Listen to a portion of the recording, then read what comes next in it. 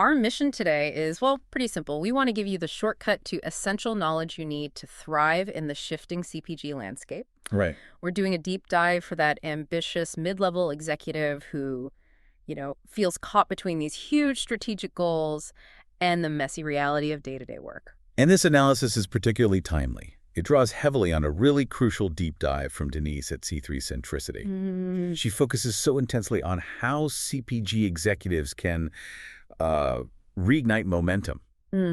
And today the focus is sharp. Sustainability. And it's really shifted, hasn't it? It has. Fundamentally. It's gone from being just a compliance burden, tick box exercise to a powerful strategic lever. Not just for brand growth, but for your actual career. Exactly. For tangible career advancement. Okay, let's unpack this then, because the core idea here, it feels incredibly counterintuitive. It does. All this immense external pressure from regulators, retailers, consumers, it's actually creating maybe the single biggest opportunity for managers looking to make their name. That's the whole premise. This deep dive is about seeing that friction and turning it into, internal success stories that can accelerate your career path. It's about seeing pressure not as a threat, but as a challenge that's just waiting for a solution. Precisely. And if you want more of these kinds of focused insights, we really do encourage you to follow us for more deep dives. And of course, people can visit c3centricity.com. Yes, for more ideas. And that includes the chance to book a free business makeover session, which is great for pinpointing where to focus your next big momentum project. So if we accept that shift in mindset, we have to start with the new playing field. Sustainability, as you said, is no longer some fringe issue. No, it's moved right onto the main scorecard. And what's fascinating is how institutionalized this has become. It really is. This isn't about a few niche organic brands anymore. Sustainability is now a core business driver because it's being baked into the supply chain by the big players. You mean retailers, investors? Retailers, investors, massive B2B customers, they are all incorporating concrete ESG criteria right into their supplier scorecards and procurement platforms. Can you give us a tangible example of what that actually looks like? Yeah, think about the software that runs these huge B2B transactions. Okay. Platforms like Jag which is a major procurement platform, now automate compliance tracking. So as a supplier, your data has to be in their system. Your ability to integrate your sustainability data, your carbon footprint, your waste reduction, it dictates your standing, your risk rating, and ultimately your shelf space. So this is not optional reporting anymore. No, this is mandatory infrastructure. And when you look at the scale of the challenge here, you get why the pressure is so intense. We're talking about Scope 3 emissions. The Science-Based Targets Initiative tells us that emissions in the value chain, the Scope 3 stuff, are on average 11 times higher than a company's direct emissions. 11 times. 11 times. That's more than 70% of a typical CPG company's footprint. And that 11x number is so critical because Scope 3 is exactly where CPG organizations live. Right. It's everything outside your own factory walls. Everything. Raw material sourcing, transport, how the consumer uses the product, end-of-life disposal. Addressing it demands real changes, not just, tweaking light bulbs in the office. So how does this gigantic compliance headache, this Scope 3 mountain, become a career gift for a mid-level manager? Because that complexity creates a vacuum of ownership. A vacuum? Yeah, think about the average quarterly review meeting. Everyone nods when the climate targets go up on the screen. Of course. But when the conversation shifts to who owns the next concrete step, who's going to build the joined-up story for Tesco or Walmart for the next year, you get this collective silence. Wait, so you're saying the biggest regulatory burden actually becomes a manager's biggest career gift just because it's so complex nobody else wants to touch it? Precisely. You treat that silence as an open door.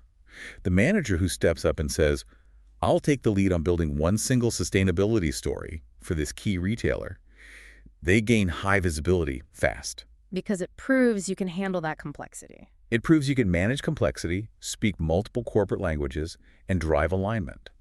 That's what C-suite careers are built on. That makes a lot of sense. Okay, let's pivot to the customer. This brings us to the next big question. Can we actually make money from this? The consumer paradox. Exactly, Section 2. Consumers say they want better choices, but they are absolutely still watching their wallets. It's that constant struggle, isn't it? Aspiration versus affordability. It is. And surveys from major firms like PwC and Bain show this remarkably consistent pattern. Roughly half to two-thirds of consumers say they are willing to pay a premium. And what does that premium look like? It usually falls around 10 to 12% above the traditional price. A 10 to 12% margin opportunity sounds like a clear green light. But what happens the moment they're in the store aisle? They see a standard product with a massive buy one get one free sticker. If that premium evaporates in the real world, isn't this a huge risk for a manager to take? That is the critical tension you have to solve. Because the retail reality, as Deloitte points out, is harsh. How so? Many shoppers just don't trust vague green claims. They feel greenwashed. And sustainable options are still seen as too expensive or just too hard to spot on a busy shelf. So a little leaf logo isn't enough. A small generic leaf logo is not enough to change weekly purchasing behavior. The eyes still go to the familiar and the affordable. So the job isn't to write manifestos about saving the planet. Absolutely not. The job for the brand or shopper manager is highly tactical. You have to combine price, convenience, and credible improvements into one clear value proposition. So sustainability has to be part of the value story. An essential part of it, not just a nice extra you bolt on and charge 12% more for. You have to mitigate that risk you just mentioned. And how does that look practically? You focus on the specific benefit. Maybe it's no harmful chemicals, which is about personal health, or less weight, which is about convenience. The goal is to show you can move real shoppers in tough, value-driven environments. That's tangible evidence that a finance team can understand. Exactly. Not just marketing speak. Which leads us perfectly into Section 3, the concrete evidence, the SKU performance. And the data here, it overwhelmingly justifies the effort. We are way past the point of this being a defensive move. So sustainable SKUs are actually outperforming. Significantly. Bain's research, for example, shows that brands with the highest sustainability scores can achieve revenue growth up to 10 times higher than their peers. 10 times. That's transformative, not incremental. It's hard to ignore that. And it creates a protective barrier for those SKUs, which is so important right now. It's a protective barrier. Yeah. Your monitor looked at global portfolio streamlining back around 2025. Overall, SKU counts fell by almost 30%, a huge contraction. I remember that. But sustainable SKUs lost less shelf space. And crucially, they increased their share of the digital shelf. So in a shrinking portfolio, sustainability became a defense. It signaled relevance and future-proofing to the retailers. So what does this all mean for managers making those tough SKU rationalization calls every quarter? The temptation is always to protect the classic items, the guaranteed money makers. Of course. And you cut the newer, riskier ideas. But the data is showing those risky SKUs with sustainability credentials are the ones driving incremental growth. This is a major career opportunity right here. Managers have to move from being reactive to being proactive. And how do you operationalize that in a review meeting? You proactively map which of your SKUs pair strong shopper demand with credible sustainability advantages.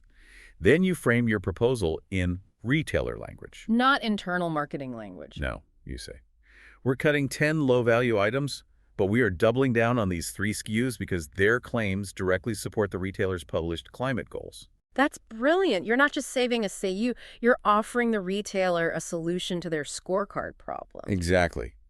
And leaders notice the manager who brings a clear, fact-based plan that protects growth and strengthens the company's reputation with its biggest customers. This brings us to Section 4, building cross-functional power. This is where the rubber really meets the road. This is the ultimate testing lab. That complexity you mentioned, the thing that paralyzes companies, is actually the best training ground for a promotion. It is. Sustainability cuts across every single silo: procurement, R&D, logistics, marketing, sales. And because no one has that holistic view, the organization just freezes. Right. But for the mid-level manager, this is your chance to become the connective tissue. So instead of waiting for some central ESG team that might not even exist, you create your own task force. You step right into the gap. You create a small cross-functional squad focused on one concrete, measurable goal. What are some of those concrete examples? What are the projects that build real career evidence? You focus on goals that force collaboration. For instance, move one top-selling SKU to fully recyclable packaging, but with the non-negotiable condition of no margin loss. Oof. That forces procurement, R&D, and finance to work together. Intensely.